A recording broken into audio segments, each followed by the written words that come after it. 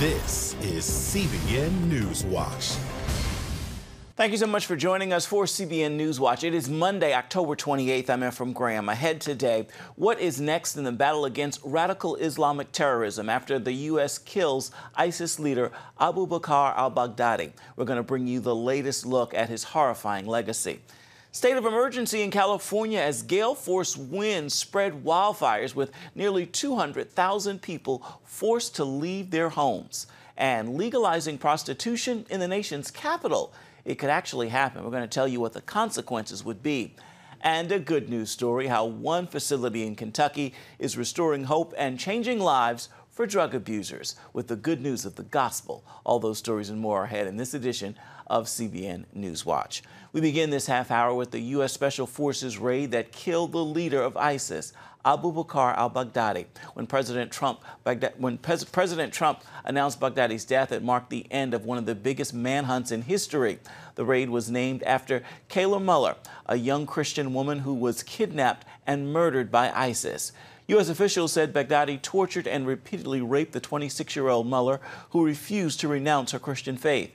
But now, after Baghdadi's death, the question remains, what is next for the radical terrorist group, ISIS? Chris Mitchell brings us the story now from Jerusalem. President Trump said the operation led by Delta Force was flawless. U.S. Special Operations Forces executed a dangerous and daring nighttime raid in northwestern Syria and accomplished their mission in grand style. He said Baghdadi died like a dog. The thug who tried so hard to intimidate others spent his last moments in utter fear, in total panic and dread, terrified of the American forces bearing down on him. The Syrian Democratic Forces, the SDF, the main allies of the U.S. since 2015 in the battle against ISIS, said they provided effective intelligence in tracking down Baghdadi, while one U.S. official said Turkey did not help in any way. In July 2014, al-Baghdadi announced an Islamic caliphate and declared himself the caliph, the leader of the Muslim world. His caliphate swept across Syria and Iraq, changed the face of the Middle East, and left behind a legacy of some of the most horrific murders ever seen, many of them broadcast to the world via social media. At one time, his caliphate reached the size of Great Britain and kept millions under the heel of its barbaric Sharia law. His infamous legacy scarred the lives of millions who either fled, were killed, or who came under the sway of his hate-filled messages. Well, unfortunately, I think, there's a whole area across Iraq and Syria that has had its kind of heart ripped out, and I don't think that the Middle East will be able to fully get that back. Baghdadi's followers, many of them drawn from Western countries, especially targeted Christians and slaughtered religious minorities like Yazidis and Muslims who didn't follow his brand of Islam. His followers murdered 20 Egyptian Christians on a Libyan beach, Western journalists like James Foley, and thousands more. CBN News documented some of his trail of destruction, from the devastated city of Mosul to Yazidi mass graves and the ruins of their main city, Sinjar, and met some of the millions who became refugees. Many still remain in those camps. While his physical caliphate ended earlier this year in the eastern corner of Syria, the question remains, what's next for the Islamic terrorist group? There will be a new form of ISIS or Al-Qaeda that will come along, because I think there is a kind of unresolved question in terms of Sunni jihadist extremist movements throughout the world, whether it's in Nigeria or all the way to the Philippines, where, there is unfortunately this extremism that appeals to people. The question also remains, what happens to the victims of Baghdadi? Okay, Baghdadi's dead, but we should be helping the victims, the refugees, the people that still have post-traumatic stress from what they suffered over these years, the rape victims. All those people are still among us. So we should devote our tools to helping the living and not just care about the dead. And Chris Mitchell joins us now from Jerusalem. Chris, as we've seen, you've been to many of these places and met some of those whose lives were changed by ISIS. What are your recollections about the legacy of Baghdadi? Well, from the recollection span a number of years, I remember the first time we actually went up there after ISIS had taken over Mosul. We were sitting there in a refugee tent with an Iraqi soldier, one of the thousands that actually abandoned their roles and left millions of dollars of U.S. Military equipment there after they fled from ISIS. I remember with Sister Diana in Karakosh, a town of about 60,000 Christians that literally left in about 4 hours when they realized ISIS was coming. We went to the courtyard behind the church, and ISIS used that as target practice. They burned many of their books. They burned Bibles. And we were there with in a refugee tent with a Yazidi girl that had been sold into sex slavery and talked to her. We also, at another time, with the Yazidi mother. And they had fled, I believe, one of the towns near Sinjar. Their son had gone back into town just after they'd been captured by ISIS to get some food, and he was captured by them and he was killed. And so the legacy, the human toll of ISIS and al-Baghdadi is really hard to calculate. It's just massive. Some of the millions of people who fled never have gone back. Some are still in refugee camps. Many of the Christians in a place called Ankara in Erbil, the capital of the Kurdish area of Iraq, and they have not gone back. And unfortunately, Ephraim, actually, some of those places that were taken over by ISIS, the vacuum had been filled by Shiite militias, especially there on the Nineveh plain. So really, it's hard to overestimate the damage, the human toll done by al-Baghdadi. Looking to the future, what do you see happening for ISIS in the future as well as other Islamist groups?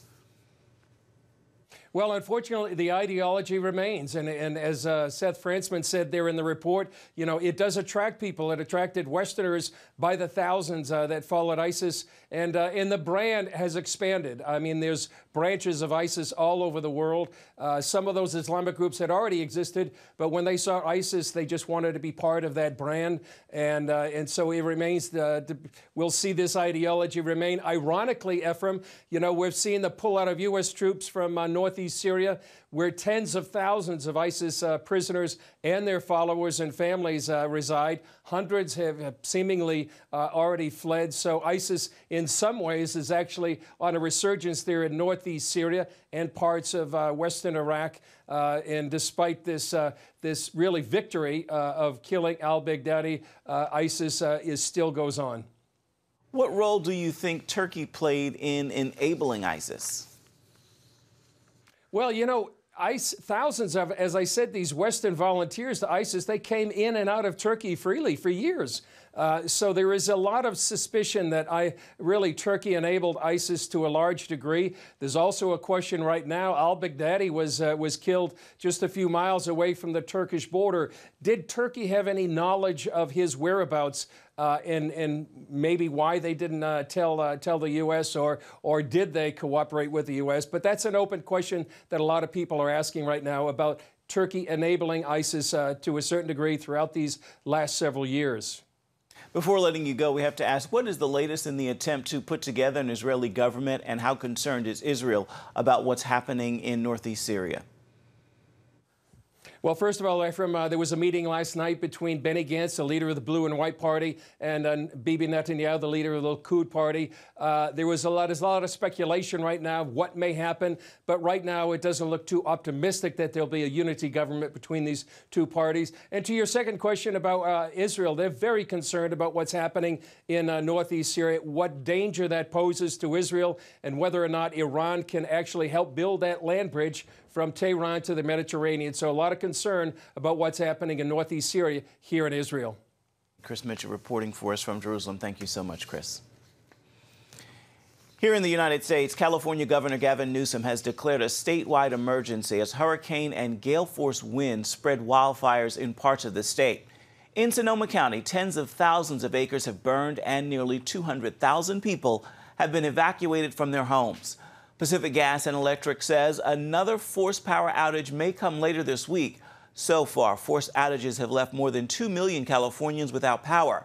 The wildfires have consumed at least 55,000 acres of land and nearly 100 buildings near Santa Rosa. Embers from one fire engulfed the 150-year-old Soda Rock Winery.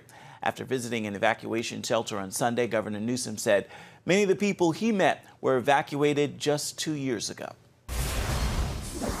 Half the folks that are in this shelter were evacuated in 2017. Just met a young woman who lost her home 2 years ago in Coffey Park, had just rebuilt it, and now is evacuated yet again.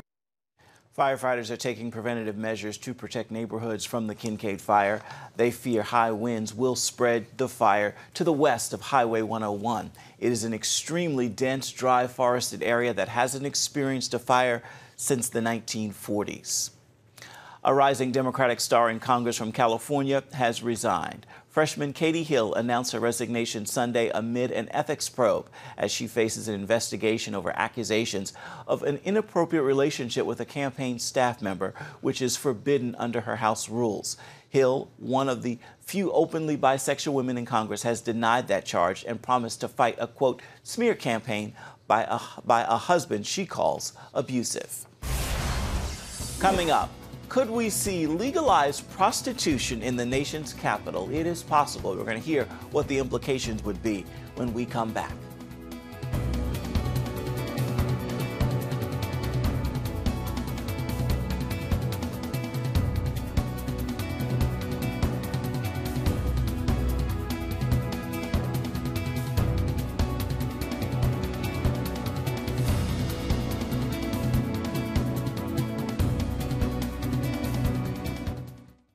If you want to be an attorney with a passion for serving people and for excellence, Regent University needs to be high on your list. Regent's award-winning law school doesn't just create lawyers. We create leaders, judges, prosecutors and defense lawyers, civil litigators, and leaders in government. Ready to become a purpose-driven, practice-ready lawyer? To start your rewarding career, complete the online application, submit your transcripts, and take the law school admissions test by July. Nutrition, exercise, essential oils, weight loss, and more. It's Healthy Living with Lori Johnson. Talk about what's in this. Join CBN health reporter Lori Johnson to get the latest information from today's top health experts. This is fantastic. Find out what you need to know to live a healthier life. Watch Healthy Living, Tuesday night at 9:30.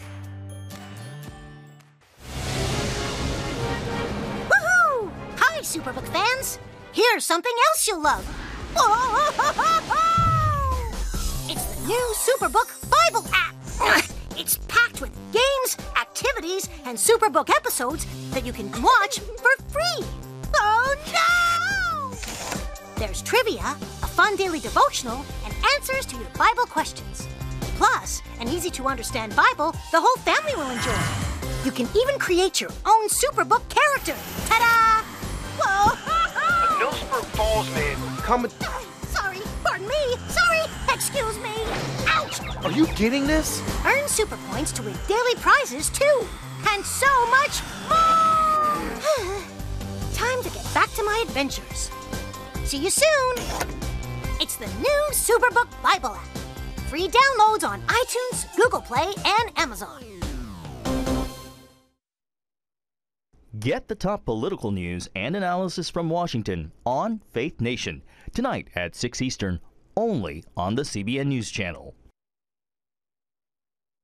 The District of Columbia is considering legalizing the sex trade in the nation's capital. Lisa Thompson with the National Center on Sexual Exploitation spoke with our Wendy Griffith about what the city leaders are considering and the consequences of the decision, what that could mean for them. Stay with us. Here it is. The District of Columbia is considering legalizing the sex trade in the nation's capital. Lisa Thompson with the National Center on Sexual Exploitation joins us now to talk about it. Lisa, welcome to Newswatch. Thank you for having me. Lisa, this would, if I'm understanding correctly, would basically legalize prostitution, pimping, sex trafficking, and more. Why is this such a critical decision facing the leaders there? Right. Well, as you mentioned, there's a bill under consideration in the D.C. City Council right now that would fully decriminalize prostitution, making it normative for people to buy other people for sex, making it normative to pimp adults, and even create residential brothel keeping. So we're really concerned because anytime you have this kind of normalization of the sex trade or legalization, you create the demand. So we know that there will be an unleashed, basically unchecked demand for commercial sex in the city, and we think that this will really turn D.C. into a sex tourist destination. Lisa, why would they even consider this? Well, there's a lot of different factors at play. I think, one, there's a big economic incentive to doing this because it would turn D.C. into a sex tourist paradise. It would be attracting people from around the world. So there are a lot of big corporate interests that could potentially benefit from people coming into D.C. from not only around our region, but from across the country and even around the world. So there's those kinds of things to consider. But I think the people who are putting the bill forward are doing so under the guise that they're going to be protecting community health and protecting those in prostitution, which is hard to believe that they can even frame it in those terms. But that's the ruse which they're using to put this bill forward. Yeah, that's a stretch. That's a huge stretch. Yeah. Well, Lisa, what will this mean, especially for women and children, if this goes through? Well, we know that those who are currently caught up in systems of prostitution, really there's all these push factors. There are so many vulnerabilities. They suffer homelessness, poverty. Many of them have been victims of childhood abuse, sexual abuse or neglect. And the majority of them come from racial minority groups within our communities. So prostitution has a predatory dependence upon vulnerable people. And so we can only expect that more vulnerable women and children would be caught up as would be needed to meet the demand for commercial sex that full decriminalization would unleash on the city. Is the sex trade or prostitution or pimping legal anywhere else in our nation? And if so, what's been the result?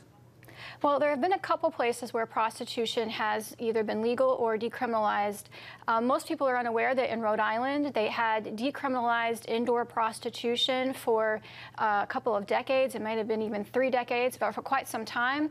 And that was a disaster, and it really turned Rhode Island and Providence into a regional sex tourist hub.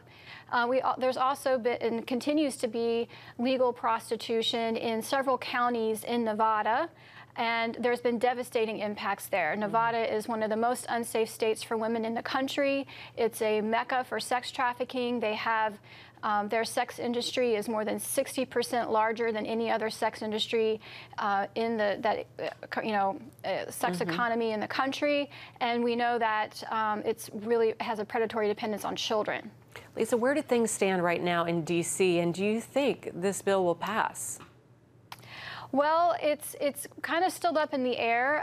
We're hopeful that we were going to be able to defeat this bill, but there is a powerful movement behind it. It's a well-organized machine that gets a tremendous amount of funding, particularly from entity. We know that across the world that the Soros Foundation has been funding efforts to decriminalize prostitution around the world. So I have every reason to suspect that that kind of funding is helping power this movement here in D.C. So it could really go either way. We're optimistic. We had a big hearing last week on Thursday. There were many advocates who came and spoke out against this bill. There was powerful testimony against it, and I think it is changing some minds, and I just hope and pray that that continues.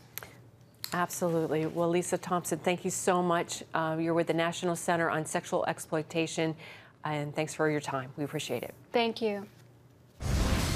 Still ahead, a story that's literally good news, because while the opioid epidemic devastated the lives of so many in America, we're going to take you to a facility in Kentucky that's led by Christians, and through the good news of the gospel, they're bringing life-changing hope to all those who need it. Stay with us. Introducing the CBN Bible from CBN.com. Now, an easier way to study the Bible and grow in your faith. Highlight your favorite verse. Read separate versions at a glance. Click and read a commentary, or cross-reference your favorite verse using the Strong's Concordance. All the right tools to study the Bible, all in one place. The CBN Bible, available at cbn.com/Bible or the iTunes App Store. This is CBN NewsWatch. Thanks for joining us. Watch breaking news, exclusive stories and programs, credible news reporting. We show you what's happening in the world and how you can pray about it. This is CBN NewsWatch, because truth matters. Weekdays at 5 on the CBN News Channel. Yes, right on time. From Superbook. Pepper's Pizza Palace is donating pizza for everyone today. Wait. I have big plans today. Trust in God even when times are tough. He has a plan for your life. Hey, we're gonna be late for the grand opening. My parents want me to help with this outreach thing, feeding the community. What am I supposed to do here? Superbook! Join the Superbook Club and get Superbook The Birth of Moses, plus 2 copies to share with others, all for your gift of only $25. Pharaoh ordered all newborn Hebrew boys thrown into the Nile River, and I have a 3-month-old brother. The Birth of Moses. Yours for a gift of only $25. What will you do the next time the soldiers come? I do not know, but I trust God has a plan for all of us.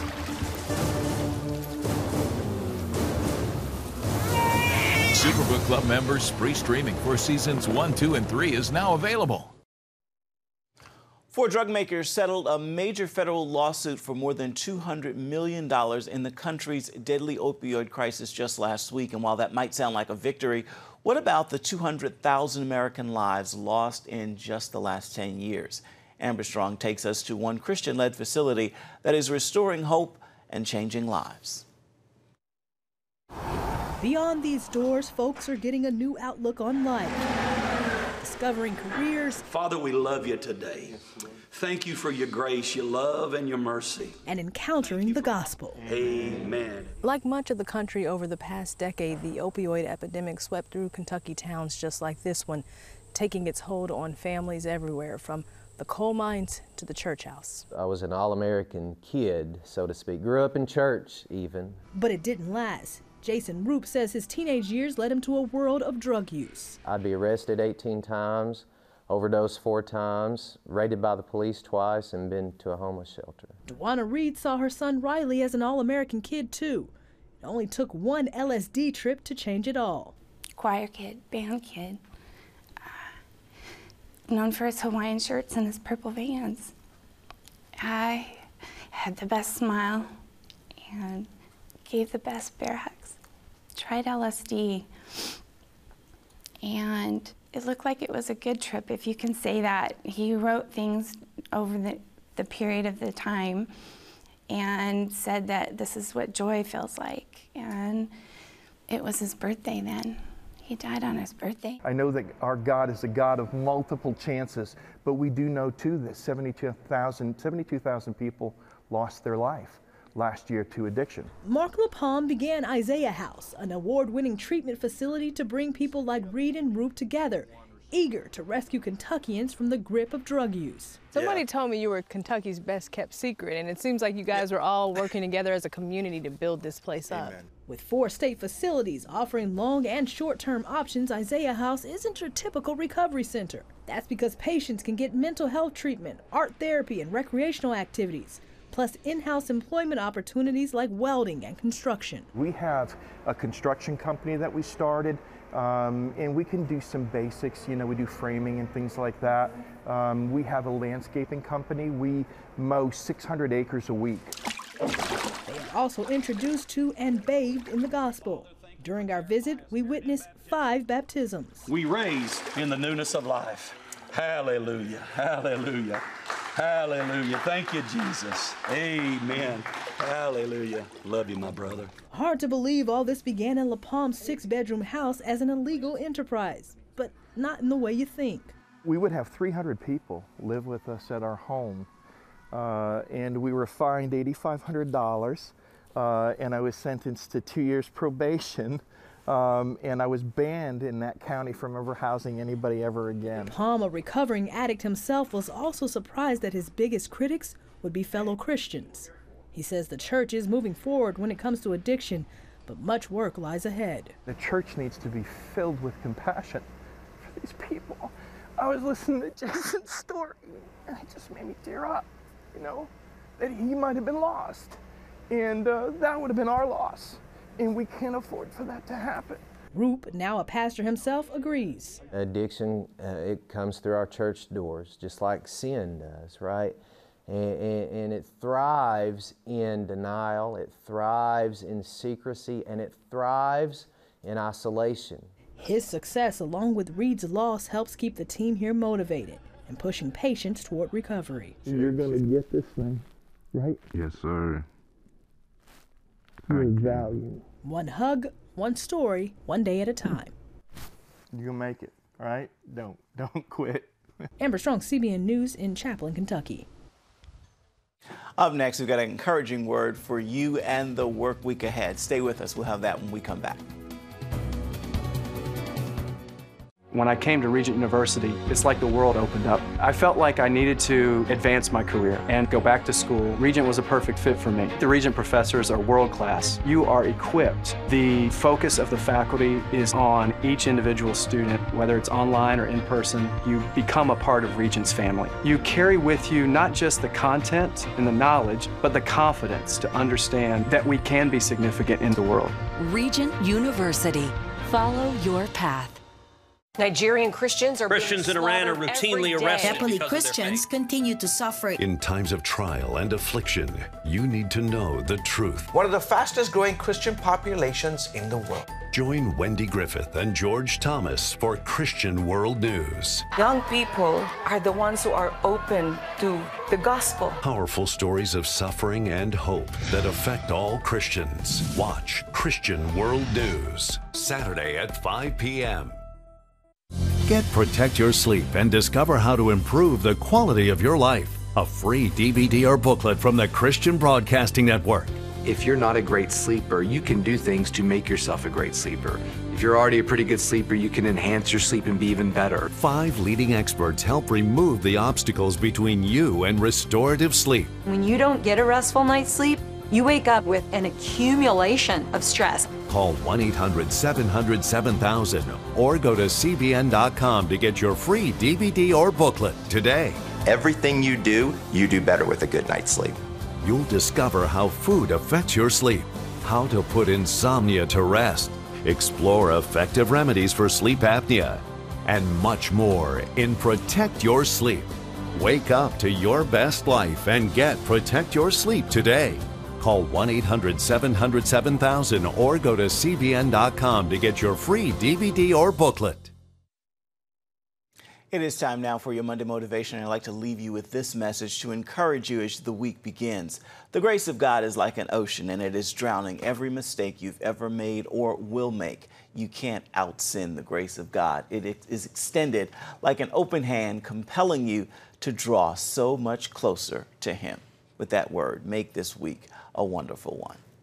That is going to do it for this edition of CBN NewsWatch. Thank you so much for watching. Remember, you can always find more of our programs on the CBN News Channel anytime, and of course online at cbnnews.com. We'd also love to know what you think about the stories you've seen here today or any day. You can email us. The address is newswatch@cbn.com. And of course, you can reach out and touch us on Facebook, Twitter, and Instagram. Hope you'll join us again right here next time. We'll see you back here, same time tomorrow. Goodbye and God bless.